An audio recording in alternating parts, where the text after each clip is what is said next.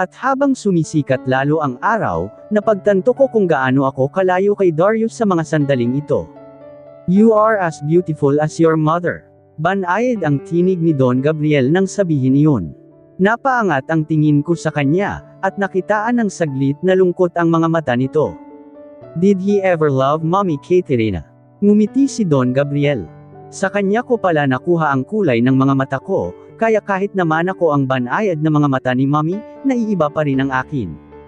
Ito ang dahilan kung bakit sinasabi ng mga tao, na magaling akong magpaikot, a reason why it's easy for me to trick others. I can easily deceive people with these eyes, iisang tao lang ang may kabisado sa mga matang ito.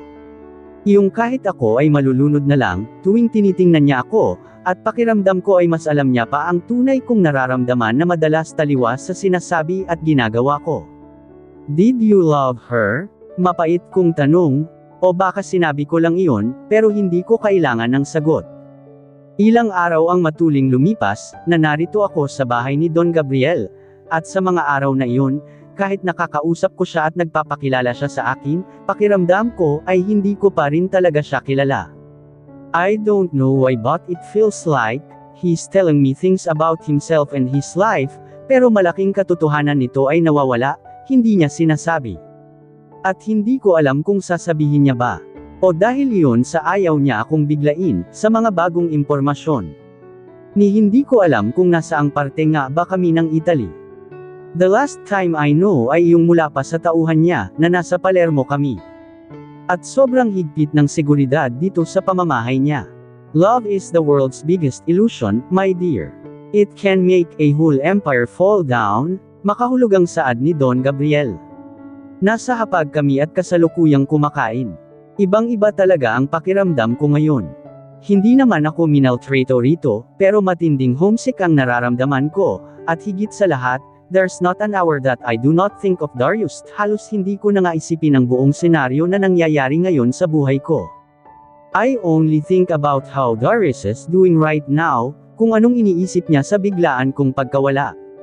Nagpakilala sa akin si Don Gabriel, at kung hindi raw ako naniniwala na anak niya nga ako, ay willing siyang sumailalim sa DNA test. We can run tests to determine if I'm really his daughter. Sumang-ayon ako roon, at masama ba kung umaasa akong, sana ay hindi na lang. Pero anak niya man ako o hindi, wala akong planong magtagal dito. He's living in a huge mansion, that lies in a very private land in this country. Mag-isa lamang siya bukod sa mga tauhan na ito. Don Gabriel is older than Dad. Hindi ganoon kaalate sa kanyang itsura. At bukod pa roon, ay mayamang-mayaman si Don Gabriel Moretti. Mapait akong napangiti. Kung ganoon, di siya naniniwala sa pagmamahal. Minsan na akong nilinlang ng salitang iyan. Or maybe I'm really not just a lucky man when it comes to love. Noong nagangat ako ng tingin, nawala na ang lungkot sa mga mata niya. At kahit banayad ang kanyang ekspresyon, doon ko napagtatanto, kung bakit kinailagan siya, at kung bakit ganoon na lamang ang takot sa kanya ni Nanay Adora at Rufo. Kung ganoon ay magkaiba tayo, Don Gabriel. I'm a firm believer of love, at alam ko na hindi rin lingid sa kaalaman nyo. That I'm married, I have a husband waiting for me, and I'm pregnant. Namaos ang tinig ko sa huling sinabi. Tumango ito at saka ngumiti. I know, hiha, and that's a reason why you need to stay here longer, sabi ni Don Gabriel. Napasinghap ako. Halos mabitawan ko ang kubyertos, at tumigil ako sa pagkain. Yes, I did not complain that much. Pero hindi ibig sabihin yun ay sang-ayon ako sa lahat ng nangyayari. Anong ibig niyong sabihin, Don Gabriel? My husband's waiting for me. Tuluyan kong inalis ang atensyon sa hapag, at lalong tiningnan si Don Gabriel. Pasensya na po, but I find this really ridiculous. Alam ko na gusto ninyo akong makilala bilang anak niyo, at na matagal niyo na akong hinahanap pero, Don Gabriel, I'm not a child. I'm certainly not someone who can just run away from home. I have a life, and I'm a married woman. Hindi makatarungan ang gusto ninyo. Tumanggaw-tango si Don Gabriel, pero hindi ko alam kung talaga bang naintindihan niya ang punto ko. Calm down, hiha. I know all that. At wala naman akong sinasabi na iiwan mo nga ang asawa mo, and I will most certainly not harm my grandchild. Ngunit ano ba naman ang ilang buwan mong pananatili rito? So you can leave everything you need to leave here. My dear, I'm not a young person anymore. I'm sure you're a smart woman, kung kaya't naiintindihan mo ang nais kong iparating. Pigil na pigil ko ang pagkayem ng aking mga kamay. Ang sinasabi niya ba ay, mamanahin ko ang kung anumang meron siya. Am I going to be his heiress? I have a life on my own. Hindi ito ang gusto kong buhay, kaya pasensya na po kayo pero kailangan kong bumalik agad sa Pilipinas. Mag-aalala ang asawa ko, and again, I'm pregnant. I have a family and marriage to take care of. Hindi agad sumagot si Don Gabriel at unti-unti na ring umaangat ang tensyon dahil sa usaping ito. I knew it would be like this. Dahil noong unang tapak ko pa lamang dito, halatang hindi ako agad makakawala. And this doesn't feel right to me. Ibang-iba to sa nakasanayan ko. This is far different from the El Amadeo the First no. Ibang-iba ito sa buhay namin ni Darius. At higit sa lahat, hindi ko kayang malayo sa kanya. Don Gabriel, please consider me, not just as your long-lost daughter. Tao rin po ako, at may sarili ng buhay. Abducting me was already wrong from the beginning. Hindi ko naiwasan na sabihin ang huli. Naibaba ni Don Gabriel ang binabasa. Ang kanyang istriktong tingin, ay halos naghatid ng takot sakin, but as long as I'm logical and as long as I'm the right one here, bakit ako makakaramdam ng labis na takot? I do not like where this conversation is going, Monica. Lumamig ang tingin ng aking ama. As your father, I know what's best for you. At ito rin ang makakabuti sa iyong anak. Hindi ba't wala na ang mga Pimentel? Katerina and Agathon are dead. Itinago ka nila sa akin, at naghirap akong hanapin ka. Hiha, please do not deprive me of my rights as your father. Napapailing na ako. Ayaw kong maging bastos, pero pakiramdam ko, ay wala sa hulog ang mga naririnig ko mula sa kanya. Have a husband, Don Gabriel. I'm married for more than 4 years now. Kaya pasensya na, pero malabo ang hinihingi ninyo. And besides, my husband will not agree to this. Ano ang ibig mong sabihin? Your husband will understand. I will make him, if needed, masungit nitong sinabi. Halos manlamig naman ako. This is really not going well. What have I done? Hindi ninyo kilala ang asawa ko. Hindi ninyo gugustuhin. I know your husband. I even know him more than I know you. Hiha, sabay tawang mahina ni Don Gabriel na siyang ikinatigil ko. At lalong kilalang kilala ako ng asawa mo. He can manage. Saad niya? At muli nang inangat ang babasahin, tila wala lang ito sa kanya. Kilala niyo ang asawa ko. Hindi ko alam kung bakit pero kinabahan ako sa bagay na iyon. You married a escudero, didn't you? Don Gabriel eyed me. Sumilay ang kaunting ngiti sa kanyang labi. Halos mapapikit ako, at tuluyan nang nawala ng gana sa pagkain. Ano ba itong nangyayari? What is this, Darius? Ito na ba ang sekreto na sinasabi ni Kemi? Oo nga't malakas ang pakiramdam ko na alam ni Darius, na iba ang tunay kong ama, at alam iyon higit sa lahat ni na Tita Michelle at Tito Dante. At kaya kong palagpasin iyon, pero kung may bukod pang sekreto si Darius, maliban doon. Hindi niya ba sinabi sa iyo na kilala niya ako? Tila may panunudyo na tanong ni Don Gabriel. Pagtapos ay humigop lamang siya sa kanyang inumin, at nagkibit-balikat. And you call that marriage? Tulala ako nang natapos ang buong usapan na iyon. Umalis na rin si Dad, at rinig ko pa ang paalala niya sa lahat ng tauhan niya, ang tungkol sa seguridad ko, pero alam ko naman na talagang pinababantayan niya lamang ako na huwag makaalis. Araw-araw ding may dumarating na kung ano-ano rito sa kanyang mansyon. They're bringing lots of luxurious things for me, mga damit, pagkain, at kung ano-ano pa. Is there a cellphone here? Pagtatanong ko sa isa sa mga tauhan. Nililibot ko ang tingin sa buong bahay. 3 araw na yata ako rito, pero hindi pa rin ako sanay. You're not allowed to use any communication device, Senorita, sabi nito, na halos ikatitig ko rito ng masama. I need to call my husband, Kalmado ko pa ring utos. Hindi pwede na hindi ko makausap si Darius, at lalong hindi pwede ang ginagawa ni Don Gabriel. I'm sorry, Señorita, ang tanging sagot ng tauhan at yumuko. Napahinga na lamang ako ng malalim para kontrolin ang galit. Ganoon ang nangyari sa mga lumipas pang araw at linggo. Wala akong kahit anong komunikasyon kahit kanino.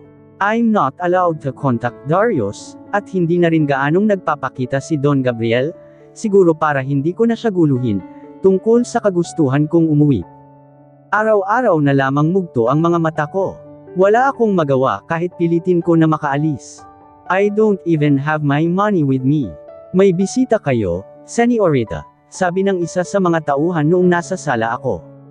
Sa pag-isip na baka si Darius na iyon o kahit sino sa mga posibleng naghahanap sa akin, ay tumayo ako, at tiningnan kung sino ang dumating. Pero mabilis ding nanlamig ang mga mata ko noong nakita si Kemi. Siya ang dumating. She's wearing a long black dress, her lips were red, at kumikinang ng gusto ang mga alahas niya. Hi, Monica, I missed you. How are you? Aniya at akmang bebeso sa akin. Anong ginagawa mo rito? Mariin kong tanong kung kaya't napalayo siya sa akin. May ngiti sa mga labi niya, and she had the same expression from the last time I saw her. Sheil, I'm here to visit you.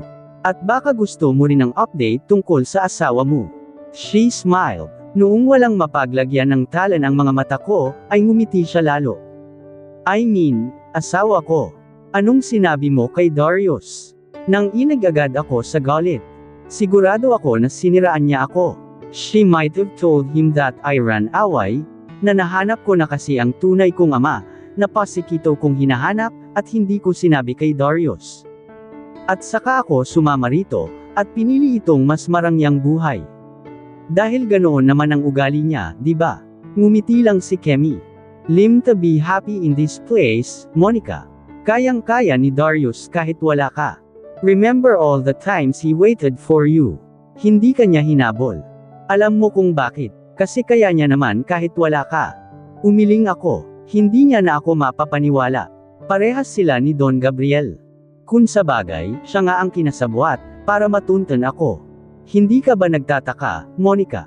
Hanggang ngayon ay hindi pa rin kayo nagkikita ni Darius.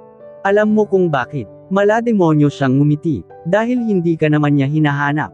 Dahil na rin sa ilang araw ko ng pagtitimpi, at pagtitiis sa lugar na ito, tuluyan na akong sumabog. I didn't hold back anymore. All these years, pinilit ko nang maging kalmado sa mga kapritsyo niya after what I've done in the past. Pero punong-puno na ako kay Kemi. Sinugod ko siya. Bago pa siya makapagsalita ay nasample ko na siya. Low class. Walang pumihil sa akin sa mga tauhan ni Don Gabriel. Tahimik lamang silang nagmamasid. Nanlaki ang mga mata ni Kemi, at nag-apoy, dahil iba ngayon, gumanti ako sa kanya. Inangat niya ang kamay para sampilan din ako, pero bago niya pa iyon magawa, sinampal ko na siya ulit. Galit na galit ako, kumikawala ang lahat ng pagtitimpi ko. You! Sigaw niya at sinugod ako. Bago ko pa madepensehan ang sarili, Kemi already pushed me. Dahil sa tulak niya, at magkasunod na paghila sa buhok ko, I fell down on the floor. Ikaw ang sumire sa buhay ko. Inagaw mo sakin. Kemi, mayroon nang humila sa kanya palayo. Napasinghap ako noong mabilis, nandi kumalat sa aking sistema, ang sakit, at huli na bago ako masalo ng mga tauhan. Nanlamig na lamang ako, noong mapagtarito ang sakit. Tears pulled in the corners of my eyes. My eyes widened noong tiningnan ko ang tiyan ko, at ang mga binti ko, sa takot na may makita roong nakakaalarma. Agad akong dinaluhan ng mga tauhan. Awang ang mga labi ko sa gulat, takot, at kung ano-ano pa, at noong magangat ako ng tingin kay Kemi, kitang-kita ko ang pamumutla niya. What is this commotion? Umalangaw-ngaw ang istriktong tinig ni Don Gabriel. Nawala na roon ang atensyon ko. Napatingin ako sa mga binti ko. Walang dugo subalit nakaramdam ako ng sakit, Monica. Don Gabriel, it's her fault. She slapped me. Inaway niya ako. Ang nagpapaliwanag na boses ni Kemi. Napapikit na ako, at halos himatayan ako sa Teiko, dahil sa nangyari. Shut up, Donna Sense Sensor. I was being carried by Don Gabriel's men. Tuluyan na akong nawalan ng malay, at hindi ko na rin alam kung ano pa ang nangyari kay Kemi. Nagising na lamang ako, habang nasa isang malaking kwarto. Naroon si Don Gabriel, at may kausap na doktor. Bakas ang kaseryosohan sa mukha nito, tila ba walang puwang ang pagkakamali sa mga taong nagtatrabaho para sa kanya. Noong nakita nila akong nagising, kinausap na rin ako sandali ng doktor. Akala ko ay dadalhin ako sa hospital nang sa ganun, ay makalabas naman ako rito, pero mali pala, nandito pa rin ako sa pamamahay ni Don Gabriel, with almost no way out. How are you feeling, Hiha? Ano pong nangyari sa anak ko? Tanong ko kay Don Gabriel. He hushed me. Do not worry anymore, Hiha. Ayos lang ang apo ko. Narinig mo naman ang sinabi ng doktor. You need to rest more. Tumulo agad ang luha ko. I dreamed again, and this is unbearable already. Pinilit ko na bumangon. Doon ko lang namalaya na basa ang pisngi ko, mukhang kanina pa naiyak sa panaginip. Why are you crying, Hiha? Don Gabriel asked. I did not know that useless woman could hurt you like that. Huwag kang mag-alala, hindi ka na niya masasaktan. Nagsalubong ang mga kilay ko, at noong pumasok ang ilan sa tauhan ni Don Gabriel, para may ihatid na balita, para akong namutla. Doon ko napagtanto, kung gaano katinding tao si Don Gabriel, at kung ano ang mga kaya niyang gawin. I want a clean work. Siguraduhin ninyo na hindi may involve ang anak ko. Keep Monica and my apo out of it, rest assured, Don, one of the men said. Don Gabriel, halos gulat pa rin ako. Anong ginawa ninyo kay Kemi? Tuldok. He just smiled. Pinapatahan niya ako. Do not think of such useless things anymore, Hiha. Let's just say, she's in the right place now. Kinilabutan ako roon. Nakaramdam ako ng takot pero si Don Gabriel, tila ba simpleng bagay lang ito. I will leave you now here. Rest and take care of my apo. Sabi ni Don Gabriel. Sandali lang po, pahabol ko. Napalunok ako at pinilit ng tibayan ang loob para sa hihingiin kong pabor. Don Gabriel, I really need to see my husband. I need to talk to him. Pakiusap ko, hayaan niyo akong makita si Darius. O ibalik niyo na ako sa kanya. Kitang-kita ko ang pagkahati ng desisyon ni Don Gabriel, ngunit sa huli, sabi niya ibibigay niya ang desisyon niya, tungkol sa pabor ko kapag napag-isipan niya na. Noong naiwan na naman ako, naramdaman ko na naman ang pag-iisa. Tuwing ganito, hinahaplos ko na lamang ang kwintas na binigay sakin ni Darius. And I can't help but miss him more than ever. Pati singsing na binigay niya. I broke my promise again, nasusunod ako sa kanya, it still took a little longer for Don Gabriel to decide. Kaya naman noong sa wakas ay pumasok ang tauhan niyang si Dario, ay napatingin ako agad dito, umaasang pumayag si Don Gabriel. Dario nodded at me. The Don allowed you to go out after your needed rest, Señorita. After, lang araw pa ba iyon? Pinili ko na lamang natiisin. Pinayagan ako ni Don Gabriel na lumabas at mamasyal. Siguro ay dahil labis na rin ang pag-aalala niya, pagtapos ng nangyari. Hindi nga lang ako nilulubayan ng mga tauhan niya, bakit ganito si Don Gabriel sa akin? Huminga ako ng malalim. Most of Don Gabriel's men are multilingual, at itong si Dario ang madalas kong makita na kasama ng Don. Nakakagalit. Bakit ayaw niyang makasama ko si Darius? Bakit niya ako nilayo sa asawa ko? Why is he doing this to me? Iyon na naman ang pangungulila ko. I know it's wrong for my baby if I'm overthinking like this. Pero hindi ko maiwasan. Pinagbigyan na ako ni Don Gabriel na lumabas, at mamasyal. I don't even know this place, at wala ako sa huwisyo para mamasyal. What I need is to see Darius. Kailangan ko pa bang magmakaawa sa kanya, para makita ko ang sarili kong asawa? Does he want me to inherit all of this? Tanong ko kay Dario. Sa totoo lang, Señorita, hindi naman kayo ang sadya ni Don Gabriel. Anong ibig mong sabihin? I asked, umaasa na magsasalita nga ang isang ta. Don Gabriel is old now. At wala pa rin siyang tagapagmana. That's why he'll make your child inherit his legacy. Nangilabot ako roon. My child. Hindi pwede. Hindi papayag si Darius. He can't do that. Hindi papayag ang asawa ko. At lalong hindi ako papayag. Hindi ko ilalagay sa ganitong buhay ang anak ko. I didn't work hard just for my child to end up inheriting this kind of life. Kilala ko na si Don Gabriel. He's part of this organized crime group in this country, dahilan kung bakit sobrang yaman niya. At dahilan kung bakit siya naghahanap ng gusto niyang tagapagmana. Pero ang hindi ko maintindihan, bakit niya kilala si Darius? At bakit niya sinasabing kilala siya ni Darius? Pero bakit hindi pa rin dumarating ang asawa mo? Maybe he doesn't care about you, sabi ni Dario, dahilan para magsalubong ang mga kilay ko na ikinatahimik nito. Lahat sila ay sinusubukan na sirain sa akin si Darius. Lahat sila. And I'm here literally carrying his child. Tingin nila ay mauuto ako yun. Ayaw ko munang umuwi. Pumasyal muna tayo sa iba, sabi ko. Wala rin naman silang nagawa. We're out here because Don Gabriel is worried about me, kaya hinayaan niya na akong makapasyal-pasyal dito. Kampante na siguro siya kahit papaano, dahil ilang linggo na nga ang lumilipas, at hindi pa rin naman ako hinahanap ni Darius. Dahil desperada nang mawala ang lungkot, na alam kong hindi makakatulong para sa anak ko, pinili kong manatili sa labas buong araw. Kung saan-saan na rin kami nagtungo. Hindi pa ba tayo uuwi, Senorita? Tanong ni Dario noong pagod na silang lahat, pero ako ay hindi pa rin makaramdam ng kahit kaunting saya. Hindi pa. I still have a lot of place to go to, kaya bukas ay aalis din tayo. At sa susunod ding bukas, I informed them, walang pakialam kahit noong nakita ang mga tauhan na hinihingal na kakasunod. Gusto ko ulit ng ice cream, sabi ko sa kanila. Nagsasalubong na ang kilay noong iba, at halata na sa mukha nilang hindi nila gusto na inaalipin ko sila. Then if they're tired, they are free to leave me. Ako na ang bibili. Hintayin nyo na lamang ako rito, napapabuntong hininga kung sinabi noong pati si Dario ay napapagod na rin. Tumango na lamang si Dario. Buy it fast. Malalagot kami kay Don Gabriel. Tumango na lamang ako. Kinuha ko na rin ang pera. Kung titingnan ako ngayon dito, para talaga akong turista, like I'm not being held captive by my own father's group. Sandali, sabi ni Dario na tila nagdadalawang isip, kung hahayaan niya akong bumili mag-isa. I raised my brows. What? You think I'll escape?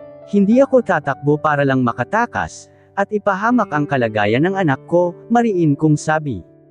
Kagagaling ko lamang sa check-up, dahil sa ginawa ni Kemi. There's no way I could escape by running away. Nagkatinginan ang mga tauhan ni Don Gabriel, at mukhang natanto rin ang pinanto ko. Tumango na lamang si Dario. Nagpapahinga silang lahat, at hinayaan na muna ako. Buong araw ba naman nila akong binabantayan na parang isang paslit na papabuntong hininga pa rin ako habang patungo roon sa ice cream shop. I'm getting madder each time because I really can't run away.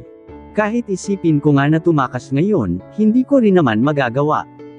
Halos wala ako sa aking sarili habang bumibili.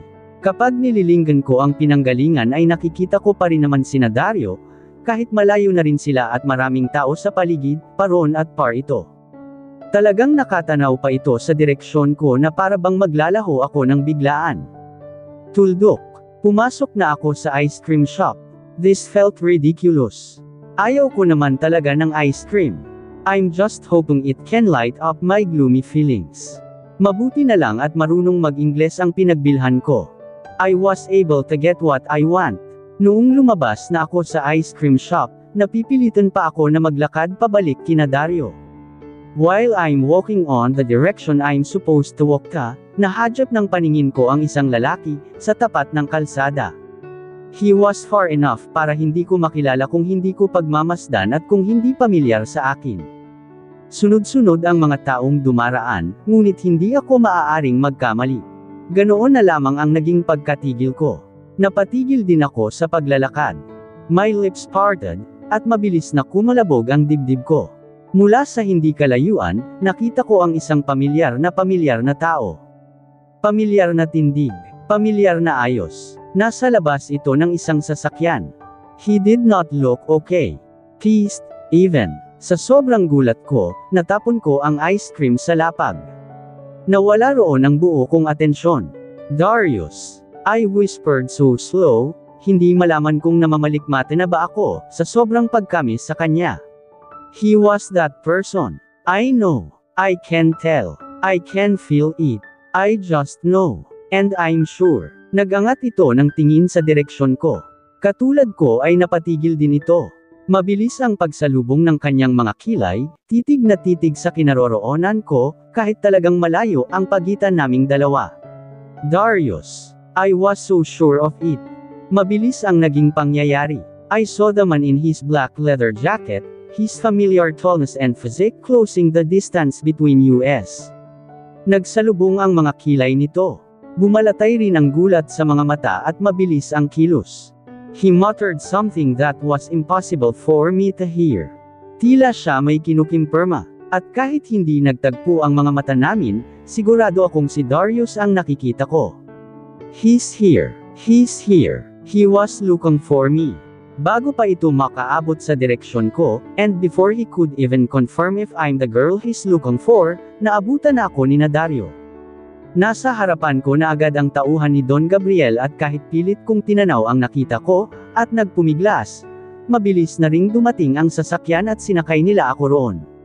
Sandali, bitawan niyo ako. Drive, bastard, si Dario na naalarma ng matindi. Hindi ako pwedeng magkamali. Darius is looking for me. I'm sure. I know. He'll be racing L in this place until he finds me. I saw Darius. He's that man for sure. It's my husband. I know. And I know he'll find me. Kahit paglayuan pa nila kami. At dito na po nagtatapos ang kabanata ng ating kwento. At sanay muli niyo po akong samahan sa mga susunod pang kabanata. Maraming salamat po.